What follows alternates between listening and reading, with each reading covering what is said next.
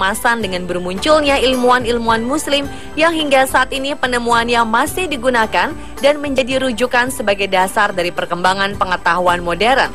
Namun mungkin karena kurangnya publikasi dan banyaknya peristiwa sejarah menjadikan nama-nama mereka kurang dikenal, bahkan di kalangan para umat muslim itu sendiri.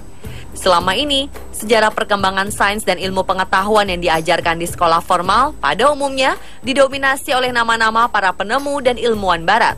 Padahal faktanya, orang-orang Islamlah yang pertama kali menemukan dan mengembangkan beragam pengetahuan tersebut. Sejarah barat telah mengubur sejarah tentang mereka, sehingga hanya sedikit ilmuwan muslim yang masuk ke dalam tinta sejarah penemuan di dunia. Dan berikut, On The Spot telah merangkumnya ke dalam 7 ilmuwan muslim di dunia.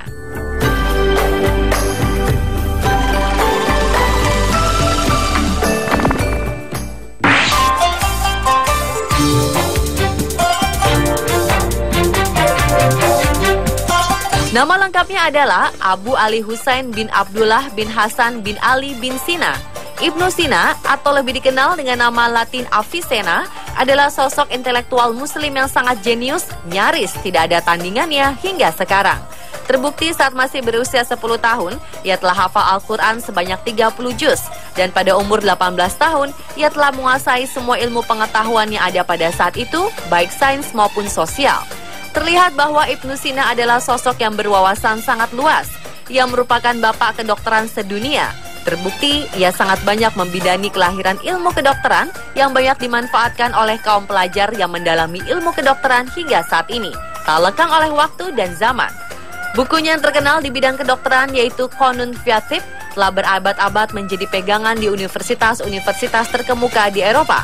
Selain itu, beliau juga menulis buku dalam jumlah kurang lebih sekitar 500 buah buku dalam bidang keilmuan, di antaranya matematika, astronomi, fisika, mineralogi, ekonomi, dan politik. Namun sayang, hampir separuh buku karya beliau telah lenyap saat ini, pasca tentara Mongol menyerbu kota Baghdad. Ibnu Sina juga dikenal sebagai filosof, psikolog, pujangga, pendidikan, dan sarjana muslim yang hebat.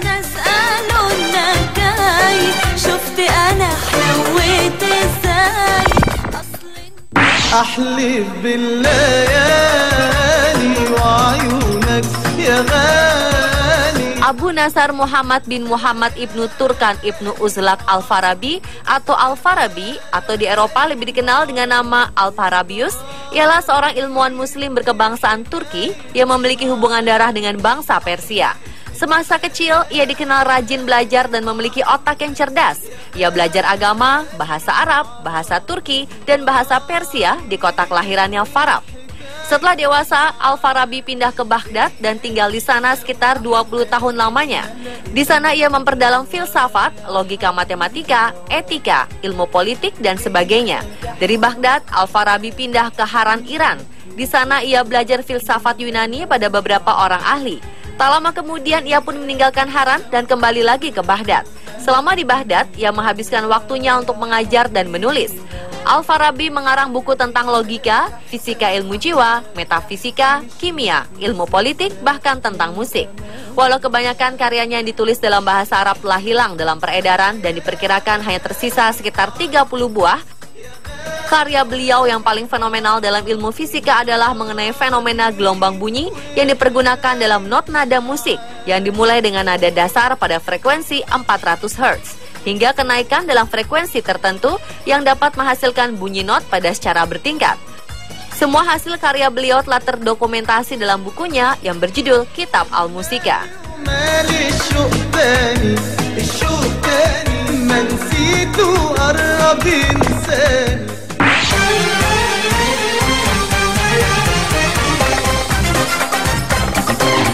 Al-Battani adalah nama seorang ilmuwan yang disebut-sebut berjasa menemukan hitungan jumlah hari dalam setahun. Bernama Abu Abdullah Muhammad Ibn Jabir Ibn Sinan Al-Battani, orang Eropa menjulukinya dengan sebutan Al-Batteknius. Ia lahir di dekat kota Batan, Haran, dan dikenal sebagai ahli astronomi dan matematika terbesar di dunia pada abad pertengahan. Ia memiliki dua karya yang fenomenal dalam matematika dan astronomi. Dalam bidang matematika, ialah ilmuwan yang pertama kali memperkenalkan fungsi trigonometri berupa sinus, kosinus, tangens, sekan, kosekan, dan kotangens.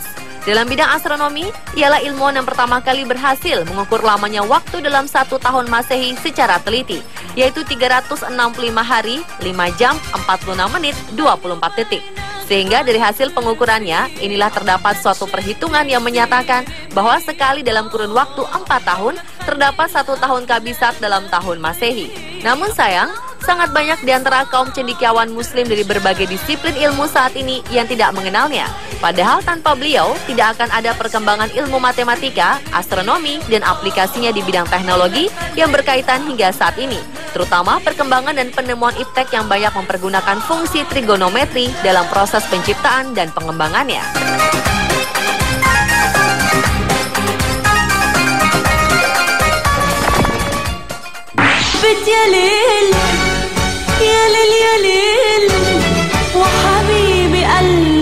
Ibnu Hayyan atau di Eropa dikenal dengan nama Geber adalah seorang ahli filosof dan logika yang bekerja di bidang fisika dan kedokteran. Namun selain itu, ia juga memiliki keahlian yang luar biasa di bidang kimia. Ia sangat mahir dalam perkara prosedur pemisahan zat kimia seperti kristalisasi, destilasi, kalsinasi, ekstraksi, dan sebagainya.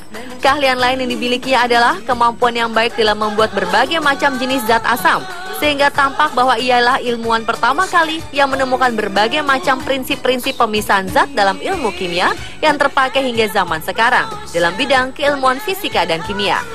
Maka tampaklah jika Ibnu Hayyan tidak ada, diperkirakan minyak bumi hingga saat ini tidak akan bisa diolah menjadi beberapa macam seperti bensin, aftur, solar, dan sebagainya. Karena proses pengolahan minyak bumi menjadi berbagai macam fraksi, maka berkaitan dengan proses destilasi.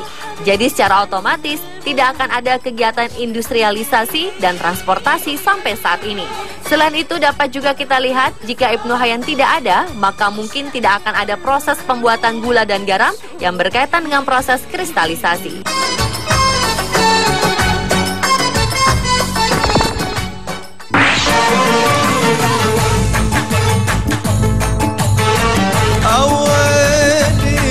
Al-Khawarizmi atau di Eropa dikenal dengan nama algoritm. Ia sangat terkenal dalam ilmu hitungan atau aritmatika atau ilmu deret yang merupakan bagian dari ilmu matematika. Ia memiliki sebuah buku yang sangat terkenal yaitu Al-Jabar wal Muqabalah yang terkenal di Eropa. Adapun bentuk karyanya fenomenal antara lain algoritma atau dalam bahasa Indonesia dikenal dengan istilah algoritma yang dapat diartikan secara umum sebagai urutan langkah yang harus ditempuh dalam memecahkan suatu permasalahan. Algoritma merupakan jantung ilmu informatika komputer, maka tanpa kehadirannya dalam percaturan dunia sains bahwa mungkin tidak akan ada teknologi komputer di zaman modern ini. Dalam bidang keilmuan geografi dan perbintangan atau astronomi, ia juga memiliki karya fenomenal. Hal ini dibuktikan dengan adanya karyanya dalam bidang tabel astronomis.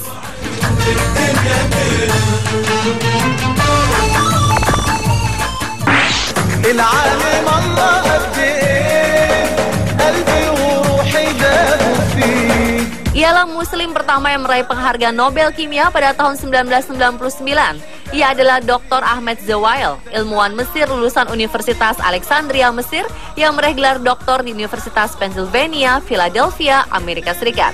Kimia adalah hidup Zewail. Sejak kecil, ia sudah jatuh cinta pada kimia. Zewail kerap menghabiskan waktu berhari-hari untuk melakukan beragam penelitian kecil-kecilan.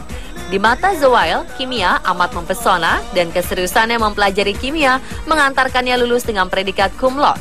Kecemerlangannya Zewail berlanjut. Ia memperoleh beasiswa untuk menempuh program doktoral di Universitas Pennsylvania. Meski awalnya mengalami kendala bahasa, hanya dalam waktu 8 bulan, ia telah menyelesaikan disertasinya yang membahas tentang interaksi molekul dengan cahaya. Setelah sempat bekerja sebagai peneliti di Universitas Berkeley, California, Zewail akhirnya memutuskan menjadi dosen di California Institute of Technology. Di sini ia meliti keadaan transisi pada reaksi kimia, yakni waktu yang harus dilalui atom atau molekul saat bereaksi. Keadaan transisi pada reaksi kimia ini terjadi dalam rentang waktu femtodetik atau sekitar 10 pangkat minus 15 detik atau 10 hingga 15 detik. Sebagai gambaran, 1 femtodetik setara dengan 1 detik dibagi 32 juta tahun. Penelitian Zewail pun melahirkan cabang baru dalam kimia yang disebut femtokimia, ilmu yang mempelajari reaksi kimia pada skala waktu luar biasa pendek, yang kurang dari sekedipan mata.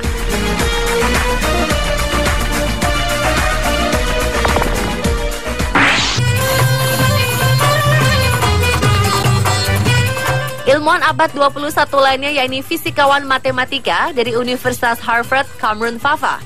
Pria asal Teheran, Iran ini dianggap memberikan terobosan penting atas studi fisika matematis lewat teori string dan objek astrofisika black hole. Teori string menyediakan kerangka menyatukan segala sesuatu yang kita ketahui tentang alam, termasuk semua partikel dan kekuatan di dalamnya. Lewat teori ini, ia ingin menggambarkan fenomena fisik yang melibatkan skala 1025 lebih kecil dari atom.